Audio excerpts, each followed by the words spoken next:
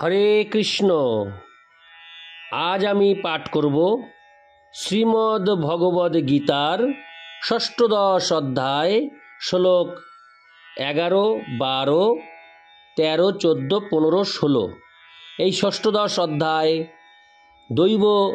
দৈবাসুর ও সম্পদ বিভাগ যোগ। এই দৈবাসুর ও সম্পদ বিভাগ যোগের শ্লোক 11 থেকে 16 আমি এই অডিওতে পাঠ করব।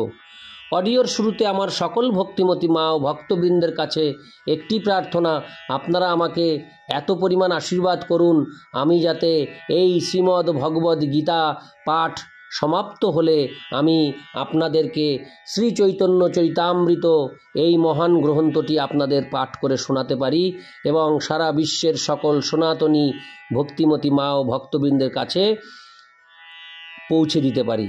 তাই এই দুঃসাহসিক কর্মের জন্য আপনাদের অনেক অনেক সাপোর্ট চাই। আপনারা সাবস্ক্রাইব করে এই অমৃত গ্রন্থ চ্যানেলটিকে আরও এগিয়ে নিয়ে যান, যাতে এই অমৃত গ্রন্থ চ্যানেলের মাধ্যম দিয়ে এই সকল অমৃত গ্রন্থ মানুষের কাছে, ভক্তবৃন্দের কাছে, ভক্তিমতী মায়ের কাছে পৌঁছে যায়।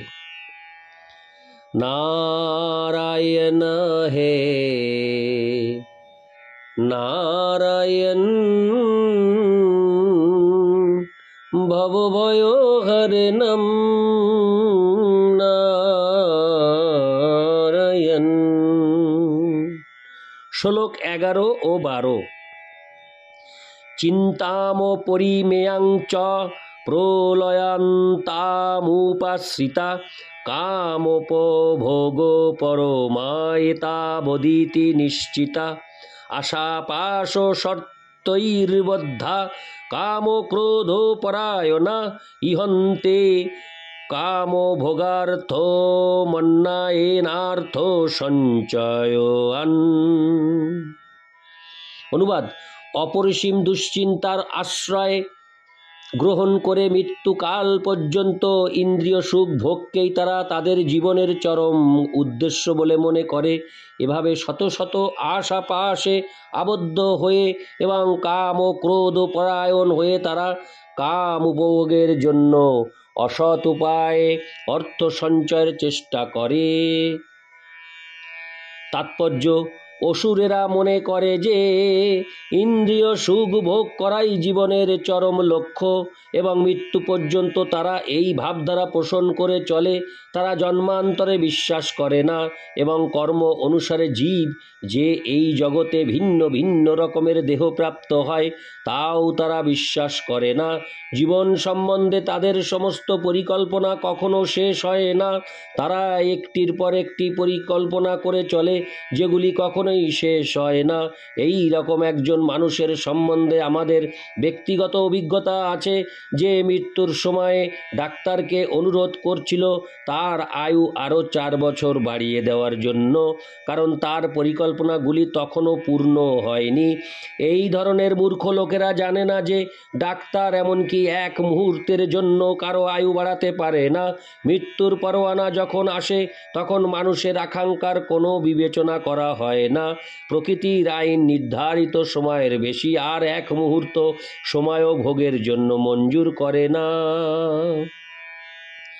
আসরিক ভাবাপন্ন মানুষেরা, যাদের ভগবান বা অন্তর্যামী পরমাত্মার উপর কোনো বিশ্বাস নেই, তারা কেবল ইন্দ্রিয় তৃপ্তির জন্য সব রকমের পাপ কর্ম করে চলে। তারা জানে না যে তাদের হৃদয়ের অভ্যন্তরে সাক্ষীরূপে একজন বসে আছেন।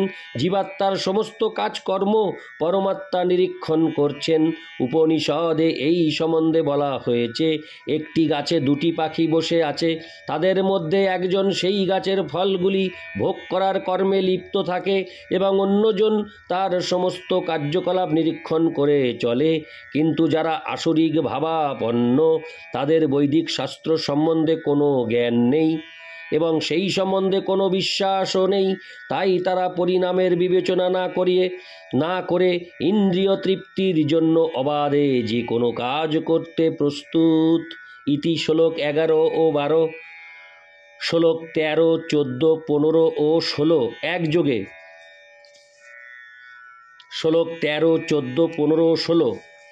ইদমদ্য ময়া লব্ধমিমং প্রাপ্সে মনোরথম ইদমস্তিদমপি মে ভবিষ্যতি পুনর্ধনম। অসৌ ময়া হত শত্রুর্হ নিঃস্যে চাপরানপি ঈশ্বরোহমহং ভোগী সিদ্ধহং বলবান সুখী আড্ডহোভিজনবানস্যি কোহন্নহস্তি সদৃশো ময়া যক্ষে দাস্যামি মদিষ্য জ্ঞান বিমোহিতা অনেকো চিত্তা বিভ্রান্তা মোহজাল সমাবৃতা প্রসক্তা কাম ভোগেষু পতন্তি নরকেহ শুচৌ। অনুবাদ: আসরিক ভাবাপন্ন ব্যক্তিরা মনে করে আজ আমার এত লাভ হয়েছে এবং আমার পরিকল্পনা অনুসারে আরও লাভ হবে। এখন আমার এত ধন আছে এবং ভবিষ্যতে আরও ধন লাভ হবে। হরে কৃষ্ণ। ওই শত্রু আমার দ্বারা নিহত হয়েছে এবং অন্যান্য শত্রুদেরও আমি হত্যা করব। আমি ঈশ্বর, আমি ভোক্তা, আমি সিদ্ধ, বলবান ও সুখী।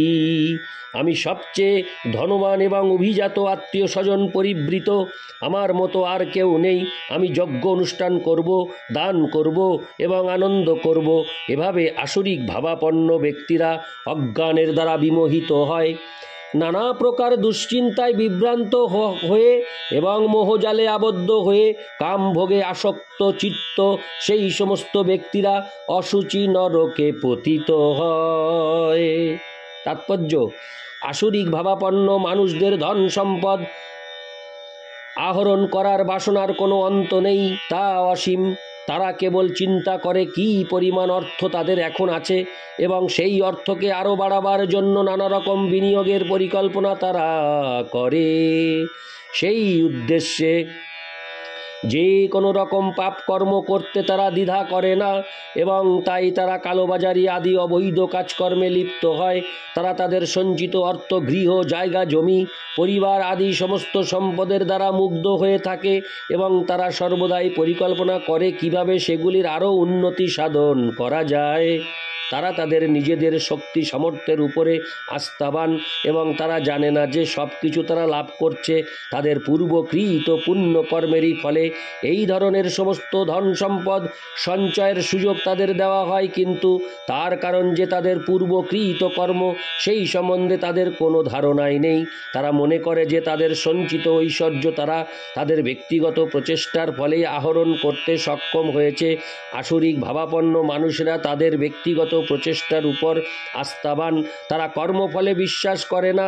মানুষ তার পূর্বকৃত কর্মের ফলে উচ্চকুলে জন্মগ্রহণ করে অথবা ধনবান হয়, উচ্চ শিক্ষিত হয় কিংবা রূপবান হয়। আসরিক ভাবাপন্ন মানুষেরা মনে করে যে সমস্তই ঘটনাচক্রে এবং তাদের ব্যক্তিগত প্রচেষ্টার ফলে ঘটে চলেছে। বিভিন্ন রকমের মানুষের রূপ, গুণ, শিক্ষা আদির পিছনে যে এক অতি সুনিয়ন্ত্রিত ব্যবস্থা রয়েছে তা তারা অনুভব করতে পারে না। কেউ যদি এই সমস্ত আসরিক মানুষদের প্রতিযোগী হয় তাহলে তারা তাদের শত্রুতে পরিণত হয়। আসরিক ভাবাপন্ন মানুষ অসংখ্য এবং তারা সকলেই একে অপরের শত্রু। এই শত্রুতা গভীর থেকে গভীরতর হতে থাকে। প্রথমে ব্যক্তিগত, তারপর পারিবারিক, তারপর সামাজিক, অবশেষে এক রাষ্ট্রের সঙ্গে অপর রাষ্ট্রের। তাই জগৎ জুড়ে সর্বদাই বিবাদ, যুদ্ধ ও শত্রুতা লেগেই রয়েছে। প্রতিটি আসরিক ভাবাপন্ন মানুষই মনে করে যে অন্য সকলের জীবনের বিনিময়ে সে বেঁচে থাকতে পারে। সাধারণত আসরিক ভাবাপন্ন মানুষেরা নিজেদের পরমেশ্বর ভগবান বলে মনে করে এবং আসরিক প্রচারকেরা তাদের অনুগামী বলে, তোমরা ভগবানকে অন্যত্র খুঁজছো কেন? তোমরা সকলেই ভগবান, তোমাদের যা ইচ্ছা তাই তোমরা করতে পারো। হরে কৃষ্ণ। হরে কৃষ্ণ। ভগবানকে যা ইচ্ছা তাই তোমরা করতে পারো। ভগবানকে বিশ্বাস করো না, ভগবানকে ছুঁড়ে ফেলে দাও, ভগবান মরে গেছে, এগুলি আসরিক প্রচার।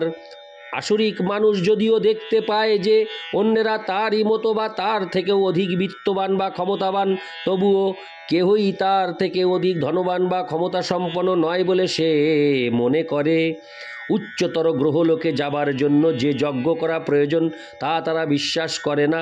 অসুরেরা মনে করে যে তারা তাদের নিজেদের মন গড়া যজ্ঞবিধি তৈরি করবে এবং কোনো রকম যন্ত্র আবিষ্কার করবে যার দ্বারা তারা যে কোনো উচ্চতর গ্রহলোকে যেতে পারবে। এই ধরনের অসুরদের শ্রেষ্ঠ দৃষ্টান্ত হচ্ছে রাবণ, যে সাধারণত মানুষদের বুঝিয়েছিল যে স্বর্গে যাওয়ার জন্য তাদের সে একটি সিঁড়ি তৈরি করে দেবে, যার ফলে কোনো রকম বৈদিক যজ্ঞানুষ্ঠান না করেই যে কেউই স্বর্গলোকে যেতে পারবে। তেমনি আধুনিক যুগের আসরিক মানুষেরা যান্ত্রিক উপায়ে উচ্চতর লোকে যাওয়ার চেষ্টা করছে। এগুলি বিভ্রান্তির নিদর্শন। ফলস্বরূপ তারা তাদের অজান্তেই নরকের দিকে ধাবিত হচ্ছে। এখানে মোহজাল কথাটি অত্যন্ত তাৎপর্যপূর্ণ।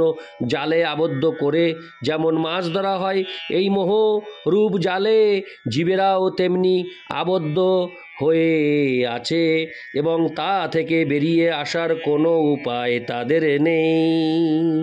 ইতি শ্লোক 11 থেকে 16। আমি এই অডিওতে শ্রীমদ্ ভগবদ্ গীতার ষষ্ঠদশ অধ্যায় পুরুষোত্তম যোগের শ্লোক 13, হরে কৃষ্ণ, শ্লোক 11, 12, 13, 14, 15 ও 16 এই শ্লোকগুলি আমি পাঠ করলাম। নারায়ণ হে নারায়ণ ভবভয়হরণম নারায়ণ লক্ষ্মীকান্তম কমলনয়নম মঙ্গলচরণম নারায়ণ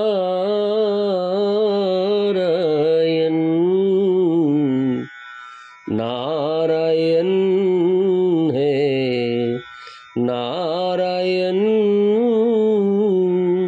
ভবভয়হরণম নারায়ণ। হরে কৃষ্ণ।